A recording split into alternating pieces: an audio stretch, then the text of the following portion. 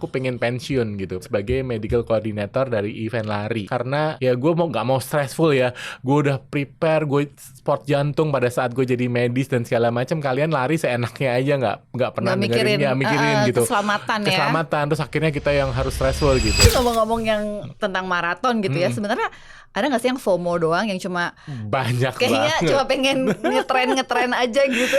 Banyak emang. Banyak banget. Justru itulah yang aku tuh sekarang ya mixed feeling lah ya. Tapi kalau yang sampai fatal itu faktor risikonya apa sih? Kalau sampai meninggal kayak gitu tuh apa tuh? Jadi pelari itu mentang-mentang udah lari terus dia nggak mau Berasa medical check up, dia merasa sehat fit. Tapi kan banyak juga sebenarnya ya tadi yang lari tapi makannya empal gentong. Ada nggak sih atlet yang depresi? Dulu tuh ada beberapa yang, masa kalau di luar atlet luar mungkin ada yang berani speak up gitu ya. Mereka punya isu kesehatan mental dan bahkan mereka bisa kayak withdraw, mundur dari katakanlah pertandingan atau turnamennya karena mereka lagi struggle dengan isu kesehatan mental. Tapi gue nggak tahu nih di Indonesia terbuka nggak untuk kayak gitu.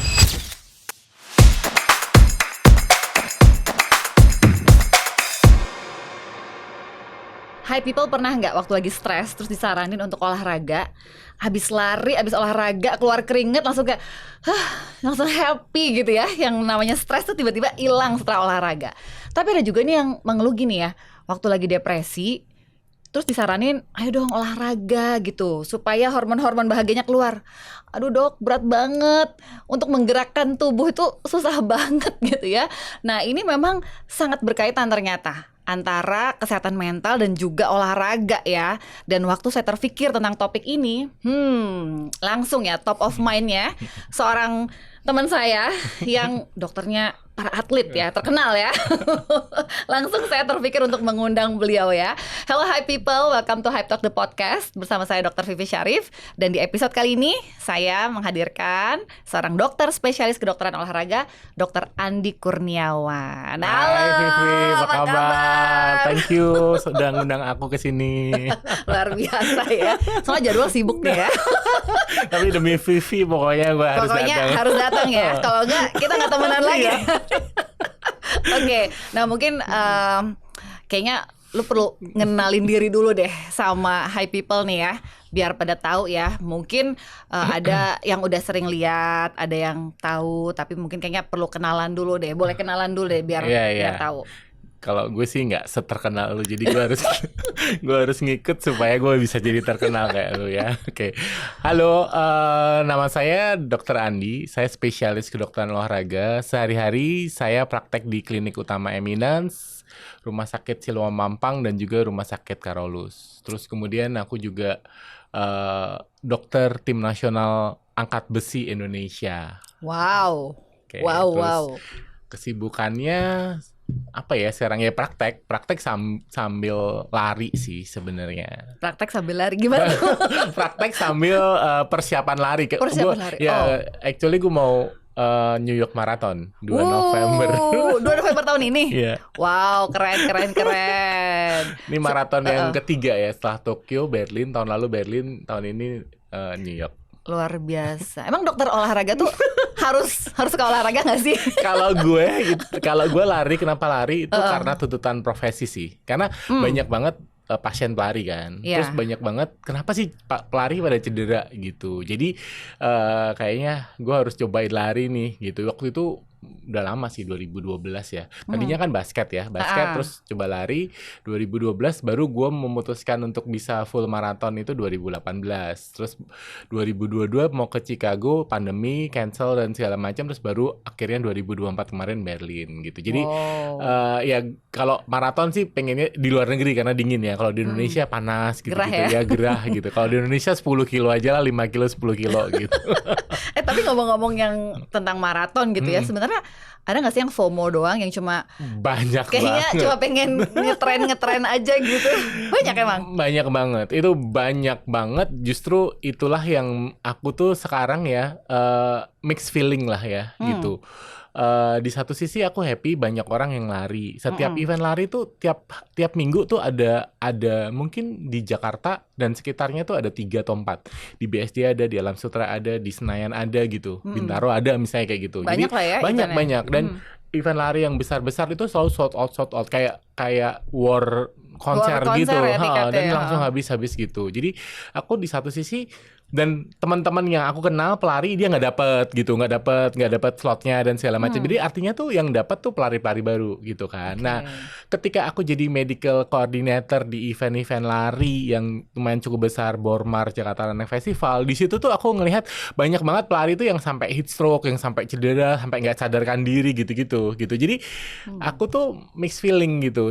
Terus kemudian tahun lalu aku punya data, aku ngitungin di event lari itu yang meninggal 8 orang. Dalam setahun gitu. Jadi waktu itu di Medan ada Dr. Obstin, teman sejawat kita, terus kemudian di mana aku ngitungin lah gitu. Jadi dan aku bertanya-tanya ini kenapa sih pada yang sampai segini gitu. Jadi di satu sisi aku ngerasa, makanya di Instagram gue tuh ada tema lah ya, Healthy Runners Project gitu. Jadi aku tuh pengen campaign bahwa lari itu untuk sehat loh gitu. Bukan lari untuk sampai heat stroke, sampai nggak sadarkan diri dan segala macam yang kayak gitu sih gitu. Jadi mixed feeling sih, dan aku ngeliat ya itu karena FOMO ya, karena ngelihat dan segala macam. Mungkin kalau Vivi tahu kemarin tuh ada Strava Challenge yang hanya di Indonesia, yang ada joki Strava itu cuma di Indonesia gitu. Coba bayangkan ya, pakai joki terus joki gitu loh. Intinya apa, coba buat posting doang. Betul gitu, yang itu cuma di negara kita gitu. Dan ya di situ aku sedih lah ya, maksudnya sedih kenapa sih sampai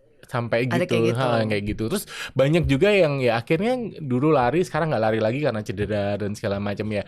Aku pengen campaign ya lari tuh sampai tua lah, lu lari ya untuk happy aja, untuk sehat gitu loh. Yang namanya personal best kan dari gara FOMO, gara-gara efek dari sosial media atau influencer yang itu sih.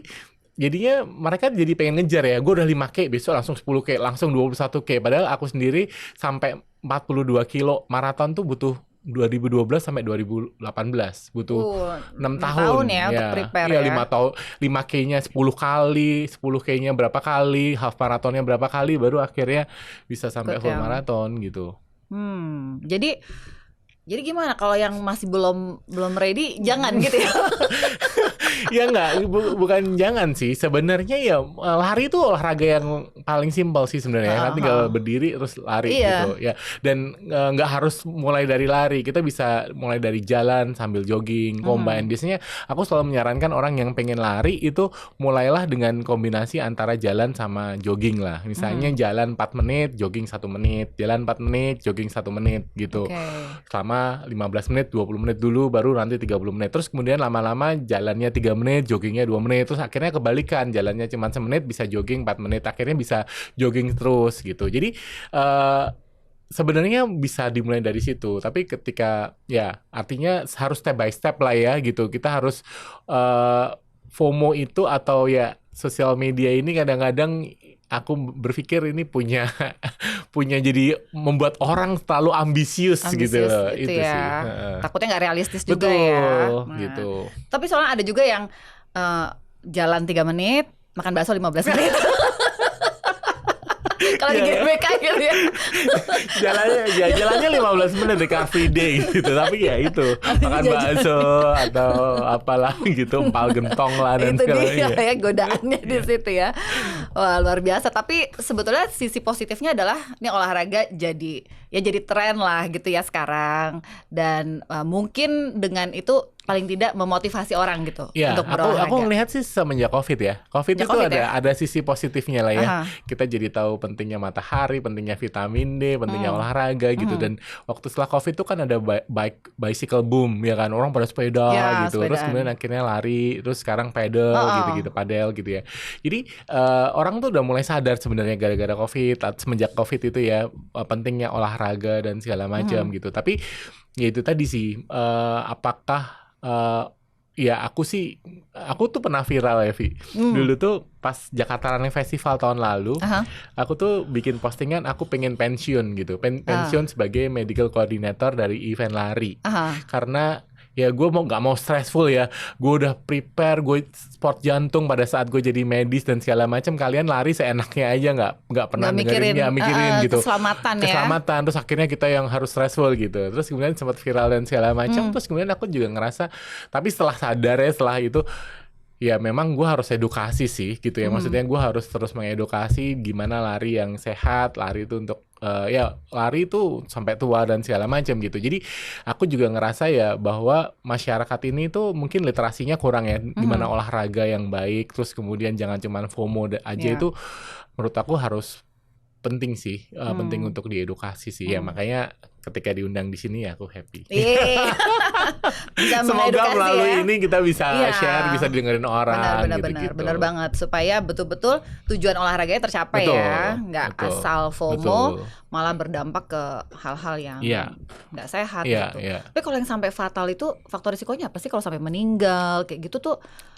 Apa tuh? Itu kan jadi orang ada yang anxiety juga ya, takut juga nih. Jadi ketika ada satu kasus meninggal pada saat event lari itu kan menurut aku one case is too many ya gitu ya.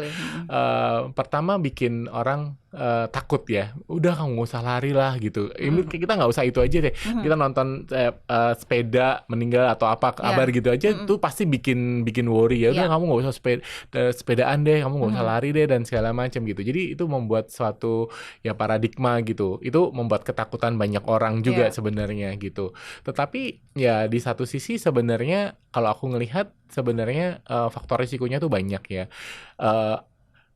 Misalnya nih, salah satu dari efek kita fakta bahwa lari itu adalah high impact sports gitu. High impact terhadap sendi, dia ada gerakan melompat-lompat atau ya semakin kencang berarti beban ke sendinya semakin tinggi. Makanya orang yang udah sakit lutut ya kalau bisa jangan lari gitu, sepedaan atau berenang gitu. Dan dia ketika berlari itu high intensity sports juga. Jadi kerja jantungnya kan masih akan tinggi, heart rate-nya makin kencang, heart rate-nya makin tinggi kan gitu. Beda sama jalan cepet sama jogging itu mungkin heart rate-nya masih nggak terlalu tinggi lah gitu. Jadi ada dua hal ini sebenarnya dari olahraga lari itu yang mungkin perlu di highlight gitu ya. Dia high impact dan dia high intensity juga gitu. Jadi ya benar-benar kita harus gradual. Terus kemudian kita juga benar-benar harus latihan kekuatan otot juga supaya beban di sendi itu yang kerja tuh ototnya bukan sendinya gitu. Itu yang sebenarnya message yang sebenarnya aku campaignkan ya, bahwa jangan cuma lari doang tapi latihan juga. Terus kemudian lari itu harus ya sesuai dengan sesuai dengan kondisi tubuh kita gitu. Terus kemudian kita tuh sebelum lari, karena ya tadi tuh lari itu adalah high impact sama high intensity, ya kita tuh harus sebelum lari tuh nanyain are you fit enough to check apart or not gitu. Maksudnya kalau misalnya gue sekarang gue semalam kerja, gue tidurnya kurang, terus hari ini gue harus lari 10 kilo gitu, ikutan race, ya disesuaikan gitu. Yang tadinya gue planning mau 10 kilo itu 1 jam, ya jadi 1 jam 20 menit deh gue, yang penting ikut race, terus kemudian gue ini gitu. Nah kadang-kadang hal-hal yang kayak gitu mereka nggak ngelihat gitu, nggak listen to their body, atau nggak menanyakan pada diri sendiri, atau nggak menjawab dengan jujur kalau gue nih lagi nggak enak badan nih sekarang gitu, tapi gue udah terlanjur maksain gitu. Nah akhirnya itu satu. Terus kemudian yang kedua, aku banyak banget ketemu medical check up enggak gitu. Jadi pelari itu mentang-mentang udah lari terus dia nggak mau medical check up, dia merasa sehat fit. Tapi kan banyak juga sebenarnya ya tadi ya, lari tapi makannya empal gentong, lari gitu. Lari untuk supaya bisa bebas makan. Iya kan ya, artinya nggak dijaga makannya. Makannya nggak dijaga. Artinya kan ya nggak tahu kolesterolnya seperti apa, bagaimana. Jadi belum tentu loh. Maksudnya kan kita sering nemu ya kalau di ini orangnya kurus gitu tapi kolesterolnya tinggi, orangnya kurus mungkin body fat percentage-nya tinggi gitu. Jadi atau fatty liver dan segala macam tuh bisa saja terjadi gitu. Jadi ya banyak pelari itu yang takut akan medical check up gitu. Jadi ya terus kemudian kita punya keturunan juga, misalnya dari orang tua atau mungkin ada nenek yang meninggal karena sakit jantung gitu kan, itu sudah ada genetiknya di kita gitu. Jadi penting buat kita tuh untuk ya tahu diri sendiri. Larinya mungkin atau sepedanya orang meninggal tuh bukan sepedanya atau larinya yang berbahaya, tapi nanjaknya sama kebut-kebutannya itulah yang berbahaya. Ketika kita nge-push melebihi dari kemampuan diri sendiri, ya itu mungkin bisa berbahaya. Kurang lebih seperti itu sih. Oke. Jadi inget nih waktu itu pernah ada seseorang lah ya, dia cerita bahwa dia sering ikut race gitu, dan menjelang besokannya lari itu malam pasti nggak bisa tidur. Betul. Gitu kan. Sekarang ini konsul kan, gimana nih dok, nggak bisa tidur segala macem, tapi mau minum obat tidur takut besoknya lemes nggak bisa bangun. Nah itu berarti kalau memang malam itu akhirnya dia nggak bisa tidur, besokannya harus nyesuaiin targetnya ya. Maksudnya jangan, atau nggak boleh maksain atau gimana tuh? Iya, sebenarnya itu pertanyaan itu paling sering kalau gue lagi ada seminar. Gitu ya? Tadi pagi tuh ada workshop pre New York Marathon gitu. Jadi yang mau berangkat New York Marathon ada workshop, di workshopin gitu kan. Terus kemudian ya banyak tanya tuh susah tidur itu gimana solusinya dan segala macam. Ya, memang itu hampir common problem sih gitu. Either dia too excited, terlalu bersemangat untuk race besok, atau dia terlalu cemas besok gue bisa nggak ya dan segala macam gitu. Jadi itu yang bikin susah tidur. Bahkan mereka udah minum melatonin lah, apalah semuanya dari minum lah gitu. Ya, yang pertama sih ya sebenarnya kita harus mental training sebenarnya. Itu sebenarnya kalau di lari itu mental training itu penting banget sih. Seperti ya meditasi, terus kemudian tadi punya mantra, terus kemudian ya dia visualisasi dan segala macam itu perlu, karena maraton itu sebenarnya ada studi yang bilang 80% tuh mental gitu ya, bisa. yang ini ya, ujinya ya. Betul. Gue juga kalau Berlin kemarin itu gue mendekatkan diri pada Tuhan, karena sepanjang di atas 20 km sampai 42 km tuh gue berdoa terus supaya gue nggak kram, supaya nggak ini gitu loh. Jadi udah struggling gitu. Jadi kan otak kita itu prinsipnya pengen melindungi tubuh kita kan. Jadi dia akan ngerasa menyuruh kita berhenti dulu meskipun kaki kita tuh belum capek sebenarnya. Itu yang dilakukan based on study itu seperti itu kan. Jadi ya mental training itu penting kalau untuk mereka yang mau maraton lah. Mereka visualisasi, mereka juga meditasi atau relaksasi dan segala macam supaya mereka bisa, bahkan mereka ada statement mental training itu sama harus dijalankan sama seperti kita training larinya gitu. Entah punya mantra, entah tadi sih supaya membayangkan gue besok finish seperti apa, bagaimana dan segala macam gitu. Nah, kalau gue cari-cari juga kan, karena gue sering banyak ditanya gimana sih supaya bisa istirahat dengan baik, tidur berkualitas dan segala macam ya. Sebenarnya sih banyak ya, tips-tipsnya tuh banyak, kayak misalnya kita tuh harus nggak boleh minum kopi sebelum jam 1 siang atau di atas jam 3 sore itu jangan minum kopi gitu. Terus terapiin tempat tidurnya, semua udah proper, dinginin kamarnya. Terus kemudian sambil dengerin deep sleep musik atau musik sleep gitulah, relaksasi gitu. Itu juga aku dengerin sih, dan aku juga riset ya, kalau aku tidur pakai jam, terus kemudian dengerin musik sama nggak dengerin musik tuh, pas dengerin musik tuh deep sleepnya tuh lebih panjang. Meskipun wake-nya juga lebih sama ya kalau gue. Suruh tidur jam 10 itu bilangnya kalau lari tidur harus 8 jam, tapi gue kagak pernah bisa. 6 jam aja udah bagus banget gitu ya. Karena tidur itu juga habit kan. Iya, betul. Dan itu memang tadi yang seperti Andi bilang bahwa butuh dibangun ya habitnya, ada sleep hygiene ya. Jadi setting ruangannya lah, terus apa yang perlu dipersiapkan menjelang tidur, kayak ada ritualnya biar relax, biar deep sleep. Nah, kalau tadi tuh pertanyaannya apakah emang kita harus menyesuaikan? Ya sebenarnya menyesuaikan. Nah, sebenarnya kan pelari-pelari itu punya smartwatch ya. Smartwatch tuh bisa ngelihat misalnya kita bangun pagi heart rate-nya berapa gitu. Dan kalau misalnya heart rate kita tuh melebihi dari heart rate biasanya kan mereka itu 40, 50 gitu kan kalau pelari maraton gitu. Ya kok biasanya 50 kok sekarang 60-an nih. Berarti kan gue lagi nggak fit banget lah. Itu harus di-adjust. Tapi ada juga yang misalnya gue tidur cuma 3 jam, 4 jam, tapi ya heart rate gue bagus dan segala macam tuh penting. Makanya pacing strategi bagaimana strategi pada saat itu, pada saat lari dan segala macam itu perlu sih gitu. Jadi ya listen to their body, nggak boleh langsung maksain, nggak boleh adrenalin rush pada saat tuh excited. Jadi akhirnya pada saat start itu langsung ngebut gitu-gitu. Itu banyak banget sering terjadi. Banget yang harus dipahami dan diketahui supaya bisa bisa Betul. lebih smooth lah Iya. gitu ya jalan ini. Dan gue bisa ngerti itu karena gue lari jadinya Iya. kan. Karena buat gue di sini. Jadi biar ngerti ya, biar Iya. nggak cuma ceramah doang ya. Biasa ya. Tapi berarti kalau misalnya kayak lari di luar negeri gitu, lo harus nyiapin waktu biar kan jet lag. Harus ada cuti berapa lama nih?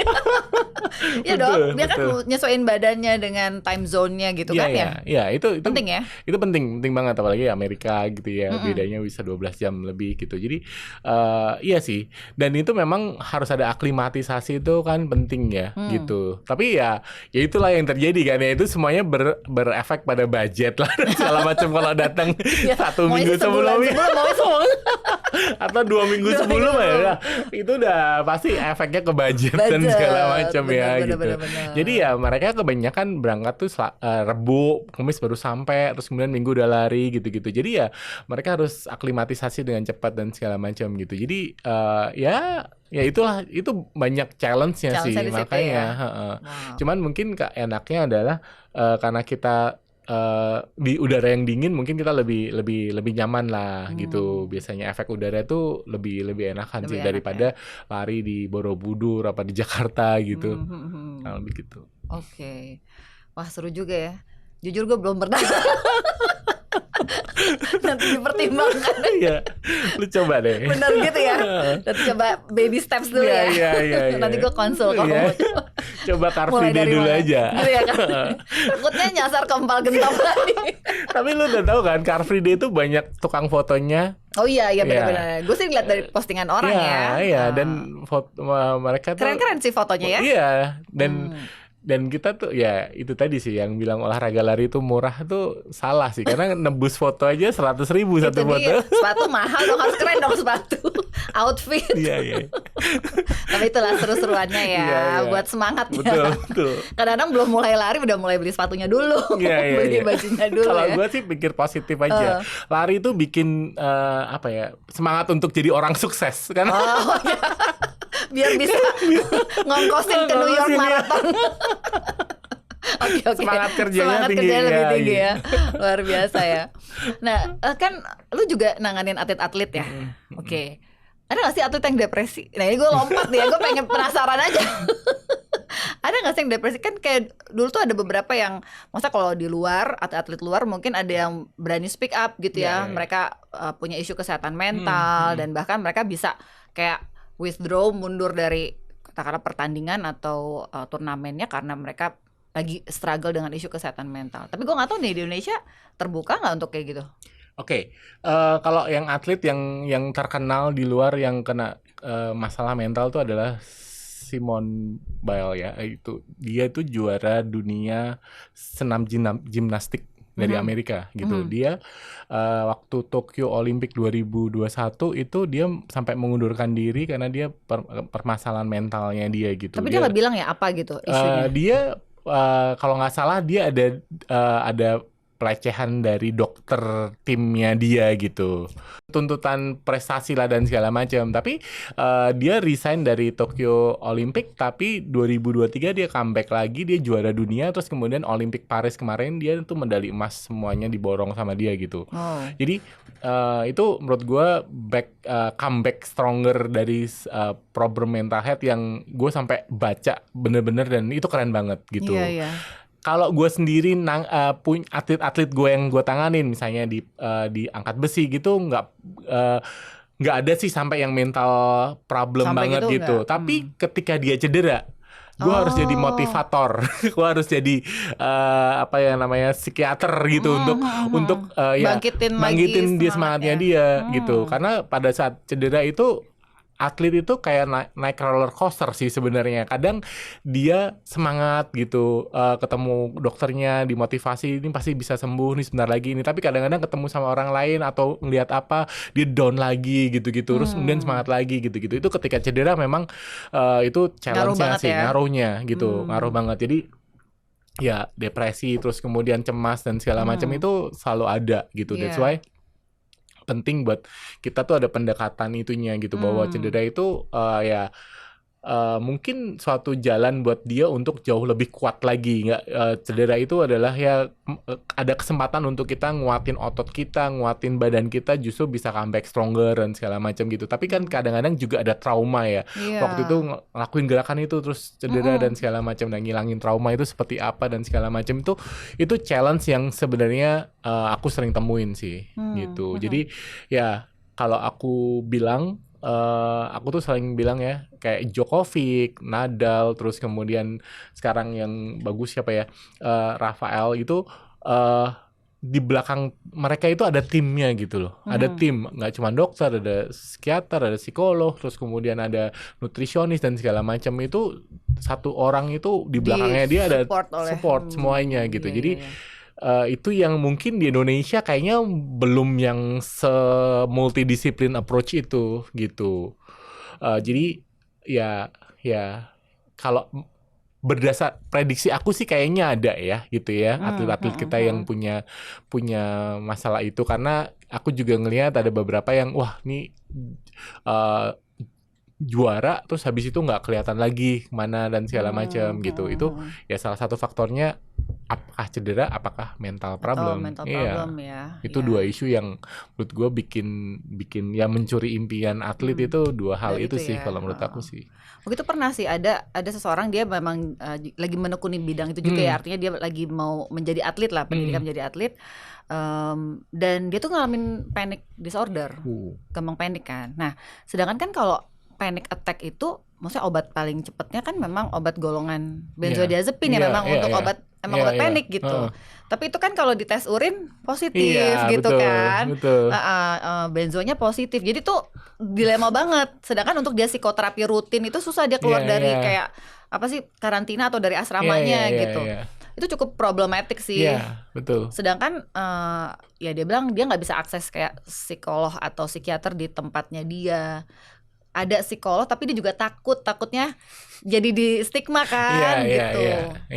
Kalau menurut gue sih kayaknya udah saatnya ya, maksudnya di Indonesia tuh juga tadi supporting timnya juga komplit gitu, supaya atlet-atlet bisa mengakses layanan kesehatan mental kalau diperlukan dan jangan di stigma lah gitu. Betul. Dan aku juga challenge aku juga selalu punya deket ya dengan beberapa atlet yang mereka juara, terus kemudian ya mereka ketika juara itu mereka juga punya bonus, mereka punya uang dan segala macam. Aku selalu bilang sama dia, kamu nggak ada salahnya kamu pergi ke cari psikolog atau psikiater, kamu kalau perlu hire dia gitu sebagai kamu datang rutin sama dia terus ngobrol apa segala macam itu penting kalau menurut aku gitu. Kalau misalnya masalah cedera dan segala macam kan udah beres ya lah ya gitu, maksudnya ini lu kenal sama gue gitu, tapi masalah mental health ini atau itu psikologi itu penting buat kamu. Aku bilang gitu selalu kayak gitulah gitu, karena kalau kita ngarepin Menpora atau negara ini ya mungkin lama ya nunggunya. nunggunya gitu. Tolong tapi Bapak Menteri terkait silakan. Gitu ya. Iya. Jadi kalaupun belum disediakan oleh sistem, berarti cari sendiri lah. Cari sendiri itu gitu penting sih kalau menurut aku. Gitu Karena itu bagian dari menunjang performanya dia. Kalau menurut gua itu kesiapan psikologis tuh penting banget gitu. Fisiknya bagus, semuanya bagus, tapi dia mentalnya nggak siap, hasilnya jelek. Malah jelek ya. Iya, aku kemarin berangkat ke Tokyo kan, Olimpik Tokyo itu 2021 kan. Itu kan di saat habis pandemi dan waktu itu datang di swab, terus kemudian ini semuanya kan di swab ya. Dan ketika bicara Olimpik Tokyo kemarin itu adalah mental games menurut gue gitu. Apanya tuh?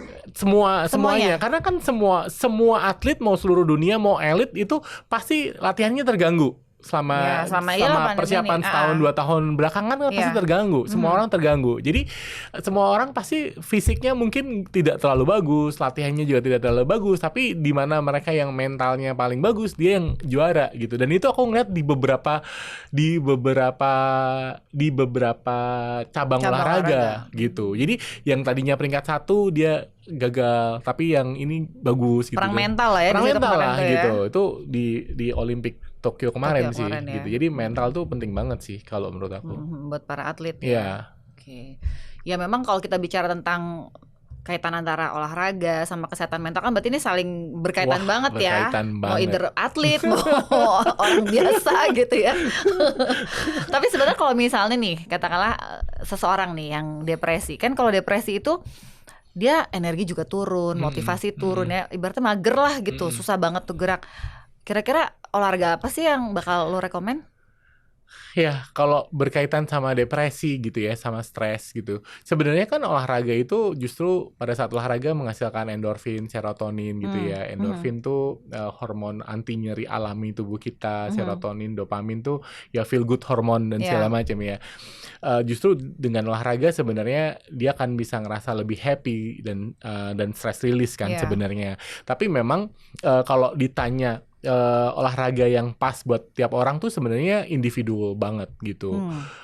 Kalau menurut aku sih, aku selalu menyarankan cari olahraga yang bikin kamu happy dan bisa bikin kamu konsisten gitu. Oh, itu jadi penting tuh. Happy doang tapi nggak konsisten. Misalnya ya pada gue happy tapi mahal, terus nyari susah sekali doang ya nggak konsisten ya percuma gitu. Bener. Ya kan. Jadi tiap orang tuh pasti beda-beda gitu. Misalnya ada yang suka yoga gitu. Kalau gue yoga gue nggak suka, badan gue kaku-kaku semua. Gue kalau yoga nggak cocok kayaknya gitu. Jadi nggak semua olahraga itu cocok buat setiap orang kan gitu. Tapi ya tadi cari yang bikin kamu happy, terus bisa bikin kamu bisa konsisten jalanin itu. Itu yang pertama. Terus kemudian yang kedua, start slowly lah gitu. Maksudnya set your goal and start slowly gitu. Maksudnya tadi kita tuh olahraga mau apa, why itu penting banget. Kita olahraga mau ini ya udah gitu supaya badan kita sehat ini gitu. Kurang lebih kayak gitu sih. Kalau aku selalu tipsnya gitu. Jadi temukanlah ya cari olahraga bikin happy dan konsisten ya. Start slowly juga ya. Jangan langsung ambisius yang ternyata nggak tercapai terus jadi tambah down lagi ya. Oke, memang kadang-kadang gini ya, banyak yang merasa udah tahu nih disaraninnya olahraga tapi untuk kayak startnya itu yang nggak selalu mudah ya. Dan kalaupun start tadi konsisten itu juga bener-bener challenging. Dan bahkan untuk ya kadang-kadang untuk orang yang sibuk punya rutinitas ngerasanya kayak nggak ada waktu gitu untuk olahraga. Padahal harus dibuat katanya. Betul sih, harus. Kalau aku sih selalu bilang gini, yang pertama itu kenapa sih kita harus olahraga? Kenapa kita harus hidup aktif lah gitu? Karena sebenarnya tubuh kita tuh didesain untuk bergerak ya gitu. Jadi waktu pandemi kita nggak boleh kemana-mana, kita karantina, kita diem aja di rumah itu kan rasanya nggak enak ya. Kita nggak bisa piknik, kita nggak bisa ngapa-ngapain. Terus kalau kita duduk seharian di rumah, itu justru malah badannya pegel-pegel semua loh. Kalau kita nggak ngapa-ngapain gitu. Jadi memang kita tuh didesain untuk bergerak. Jadi kalau kita kurang gerak dan segala macam itu pasti justru banyak sekali masalah kesehatan yang muncul akibat kita terlalu banyak duduk, terlalu kita kurang olahraga gitu. Jadi itu yang harus aku tekankan ke mereka yang mereka berniat mau berolahraga gitu. Itu yang pertama. Jadi kita tahu risikonya kalau kita nggak berolahraga. Terus kemudian yang kedua, temukan kenapa kita harus berolahraga gitu, kenapa kita harus bergerak, kenapa kita harus exercise itu atau melakukan aktivitas fisik yang rutin lah. Misalnya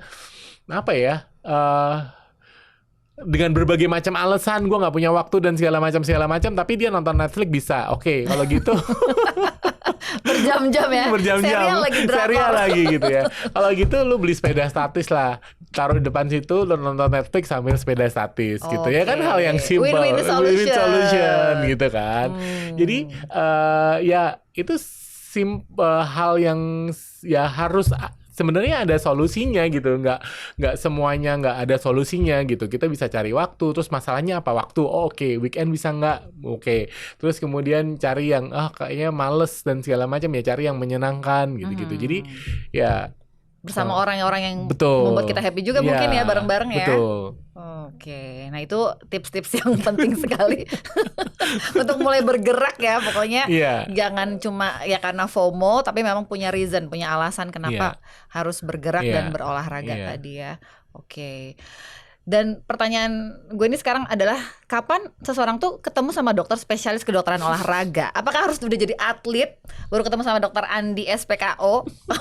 Atau memang maksudnya kayak anyone boleh aja konsultasi sama lo gitu? Ya sebenarnya anyone boleh lah konsultasi gitu. Cuman biasanya kalau ketemu sama gue tuh dia selalu dia punya masalah karena olahraga. Kalau terlalu banyak olahraga atau karena dia melakukan olahraga dia punya masalah, dia biasanya cedera.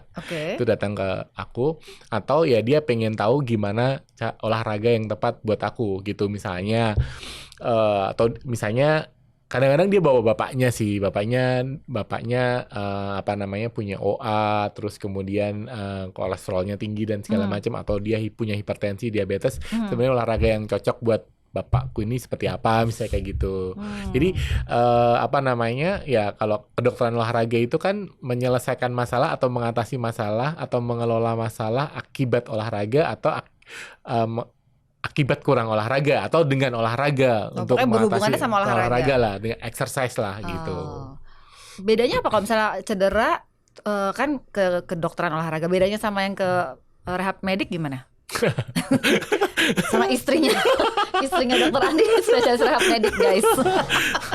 Bedanya sebenarnya sama ya, maksudnya itu bisa ke dokter rehab medik, bisa ke olahraga. Cuman kalau misalnya ke olahraga, kalau kita sih goalsnya kita pengen si orang tersebut bisa berolahraga lagi gitu. Targetnya balik lagi olahraga lagi gitu. Tapi kalau misalnya di rumah sakit, misalnya kondisinya lagi akut gitu, atau mungkin dia cedera dan akut, ya mungkin lebih baik ke dokter rehab medik dulu gitu ya, untuk dapat modalitas dan segala macam sampai mungkin akutnya berkurang, nyerinya berkurang, terus kemudian ke SPKO untuk nguatin ototnya supaya dia bisa jalan cepat, bisa jogging, akhirnya bisa lari lagi gitu. Jadi kurang lebih seperti itu sih. Oke. Banyak nggak sih di Indonesia dokter SPKO? 100 lebih, tapi 100 lebihnya nggak banyak sih, masih kurang. Masih kurang ya. Tapi sekarang udah banyak yang pengen jadi dokter SPKO. Ya. Aku ngelihat sih di FKUI satu-satunya program studi ilmu kedokteran olahraga di Indonesia tuh baru di FKUI aja. Dan penerimaannya 1 tahun sekali, tiap bulan Juni-Juli lah ya penerimaannya. Terus kemudian kalau nggak salah ya peminatnya tuh 30-an sampai 40-an, kapasitasnya tuh 10 aja penerimaannya. Jadi banyak sih sebenarnya yang mungkin sekarang ya sulit gitu, kayak masuk SPKO tuh sulit. Sekarang sulit ya. Soalnya makin banyak yang dokter SPKO yang kelihatannya wah asik juga jadi dokter, pakai sneakers, pakai baju olahraga, jadi nggak kaku gitu rasanya ya. Seru juga ya. Oke deh. Baik, sebelum kita akhiri ngobrol-ngobrol ini, walaupun banyak banget sih yang mau diobrolin sebenarnya banyak banget ya. Ada waktunya nih kita. Nanti kapan-kapan gue undang lagi mau ya. Mungkin ada seri 2, seri 3 boleh lah, boleh. Karena tadi tuh ada tornya kayaknya baru dari 10 tor tuh cuma 3 karena kita ngobrolinnya banyak banget. Atau kapan-kapan boleh nggak kalau lo ngajak salah seorang atlet? Boleh. Kita discuss tentang ya pokoknya sport, tentang ya kesehatan. Ntar gue ngajak Ginting ya. Wah, asik. Oke, kita tunggu ya. Ginting tuh kemarin tempat cedera ya, dia cedera bahu. Kurang lebih dia 6 bulan lah ya gitu. Dan aku kenal Ginting tuh semenjak Youth Olympic Games 2014. Wah, udah lama dia dong remaja, dia umur 16 tahun, di bawah 17 tahun. Jadi waktu itu aku juga dari dokternya, terus bilang ini kayak Taufik Hidayat nih, the next Taufik Hidayat gitu. Terus aku bilang, Ting, kamu kalau ada apa-apa ini lu udah kenal gue, lu cari gue gitu kan. Jadi karena bukan dokter PBSI, tapi kalau ada apa-apa tuh dia cari aku. Kemarin pas Ginting cedera, nah itu ya, ini yang aku suka dari sports medicine tuh adalah multidisiplin gitu. Ketika Ginting konsultasi ke aku cedera bahu, aku harus ngerasa goblok gitu ya. Wah, ini atlet nomor 1 atau nomor 2 di Indonesia gitu. Terus akhirnya aku bawa ke dokter Erika, spesialis ortopedi bahu, terus kemudian di MRI, terus kemudian kita diskusi nih antara dokter radiologi, dokter Erika sama aku, kita diskusi. Dan disitulah aku baru tahu ya, MRI-nya dia bilang dokter radiologi ini robek nih, enggak, negatif gitu. Sampai dokter Erika tuh bilang ini bukan manusia ini gitu. Jadi disitulah aku tahu bahwa MRI-nya dibilang probek, tapi ternyata hasil tes fisiknya tuh klinisnya negatif gitu. Jadi itu yang luar biasa. Terus akhirnya kita diskusi dan segala macam, sampai aku sama dokter Erika sama itu tuh kita biomechanic of smash. Dia tuh kan bahu, wah ini karena smashnya nih, jadi ototnya seperti ini dan segala macam. Jadi kita identifikasi jadi wah kita jadi baca-baca ya, baca jurnal dan segala macam. Jadi belajar tapi lebih serius. Setelah Ginting comeback kita happy banget. Kenapa? Dia pertama kali main tuh di Jepang Open. Dia pertama kali main langsung kalah. It's okay, nggak apa-apa, kamu masih ini kan. Tapi end of Jepang Open hari Minggunya tuh keluar top 10 smash tercepat. Dia peringkat keempat. Wow. Itu kita happy banget. Gue ikut merinding ya. Pasti lo bangga banget ya. Iya tuh, ini yang namanya comeback stronger gitu loh. Ya jadi dia cedera bahu, tapi akhirnya smash tercepat. Dan kemarin China Master itu dia nomor 1. Wow. Jadi kita tuh happy banget gitu. Memang dia masih belum juara lagi gitu, tapi buat saya itu lambat laun dia pasti akan juara gitu. Dan ketika dia 6 bulan itu kan nggak pendek loh. Dia struggling dengan ininya dia semua, dan mungkin kita bisa ajak dia ngobrol. Semoga mau banget ya untuk sharing ya gimana comebacknya dia. Mungkin tuh bisa jadi inspirasi kan. Dia juga punya psikolog sendiri. Dia itu juga salah satu yang kamu harus kamu ngobrol sama sana dan segala macam. Saat cedera itu penting banget. Betul. Buat kamu ngilangin pikiran-pikiran yang negatif dan segala macam, supaya kamu tetap semangat jalanin rehabnya, kamu jadi lebih kuat dan segala macam gitu. Ya, kayaknya sekarang atlet-atlet yang memang atlet besar, aset negara ya, benar-benar harus disupport oleh tim yang solid, ya kayak tadi yang lu ceritain. Dan dia happy. Harusnya tuh kayak gini ya dok ya, kalau cedera ya saya jadi tahu saya gini, saya jadi baca-baca anatomi supraspinatus tuh apalah dan segala macam. Jadi dia juga akhirnya baca-baca juga gitu. Dan kita juga nerang ini loh, kalau smash tuh kayak gini. Kita sendiri juga karena ini Ginting ya, kita sendiri jadi harus benar-benar yang effort banget ya. Iya gitu. Ini aset negara nih. Betul. Ya itu tadi sih. Wah jangan sampai gue terlalu confidence nih sama diagnosa gue ya, kita diskusi aja deh gitu. Nah aku gitu sih sekarang. Kalau ini atlet nasional, atlet angkat besi cedera gitu, udah deh kita cek bareng-bareng yuk dan segala macam gitu.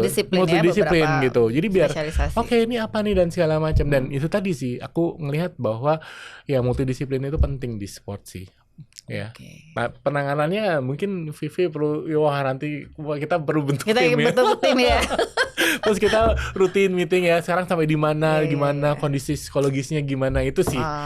Itu keren. Betul. Harus udah mulai dibentuk dibangun ya. Luar biasa ya. Kita tunggu ya episode bersama Dok Andi dan Ginting buat bisa memberikan inspirasi sharing gimana untuk comeback stronger dari cedera. Karena kadang-kadang cedera fisik itu juga bisa menginspirasi orang yang punya cedera batin, luka batin, untuk bisa bangkit dan comeback stronger gitu ya. Jadi kayaknya sharing cerita seperti itu dia harus bisa menginspirasi orang lain gitu, dan orang bisa relate dengan kisahnya masing-masing. Dan dia cedera apapun, mungkin dengan ceritanya Ginting dia bisa sembuh gitu. Mungkin dia punya problemnya nggak cedera bahu, atau mungkin nggak muskuloskeletal problem, bukan sendi otot. Tapi hal yang lain ngeliat semangatnya, perjuangannya, gimana dia ini, mungkin nanti kita tanya dia gimana segala macam, itu bisa menginspirasi sih kalau menurut aku. Oke, nggak cukup nih satu episode, harus berepisode-episode ya. Oke, tapi sebelum kita akhiri, gue minta lo kasih mungkin kayak apa ya, take home message lah gitu ya, buat penonton kita, Hype People yang mungkin mereka perlu lebih aware gitu ya tentang pentingnya olahraga, kaitannya untuk bisa juga salah satu cara mengatasi stres yaitu dengan berolahraga. Mungkin lo bisa kasih message. Ya, Hype People, dari saya sih sebenarnya olahraga itu kalau ada obat yang murah dan dia bisa bermanfaat, bisa mencegah berbagai macam penyakit atau bahkan bisa mengobati berbagai penyakit, itu adalah exercise atau olahraga gitu ya. Dan olahraga itu bisa dilakukan kapan saja dan di mana saja. Tapi yang jelas harus disesuaikan sama kondisi tubuh kita, dan yang paling penting adalah kita jangan FOMO untuk pada saat kita berolahraga. Jadi olahraga tuh bukan hanya ngikutin tren, oh sekarang lagi trennya padel, kita lagi trennya lari, tapi benar-benar olahraga itu sebagai bagian dari tubuh kita, kebutuhan tubuh kita untuk ya supaya kita bisa sehat, kita bisa panjang usia, kita bisa menikmati hidup kita, meningkatkan kualitas hidup kita, dan ya tadi sebenarnya bagian dari investasi kita juga sih. Kalau kita nggak sakit, ya kita punya tabungan akhirnya dihabiskan untuk penyakit kita, itu kan sayang ya. Tapi olahraga itu part of investasi dalam buat tubuh kita sih gitu. Wow, thank you ya buat take home message ya Dok Andi. Hi people, luar biasa banget ya perbincangan kita kali ini ya. Mulai dari bagaimana kita bisa memahami pentingnya olahraga, kemudian jangan FOMO ya. Terus kita juga bicara tentang isu kesehatan mental dan olahraga berkaitan sama atlet misalnya. Dan banyak sekali topik-topik yang udah dibahas tadi sama saya dan Dok Andi. Dan buat hi people, buat yang masih penasaran dengan topik-topik tertentu atau punya usul gitu ya, undang dong siapa gitu, boleh tulis di kolom komentar. Jangan lupa untuk subscribe ke channel ini, nyalakan lonceng notifikasi agar gak ketinggalan dengan video-video lainnya. Simak juga segmen yang lain selain Hype Talk The Podcast, ada segmen edukasi Dok Fisya, tanya Dok Fisya, dan juga curcol Dok Fisya. Oke, kita tunggu di video-video berikutnya ya. Take care guys, thank you, bye-bye.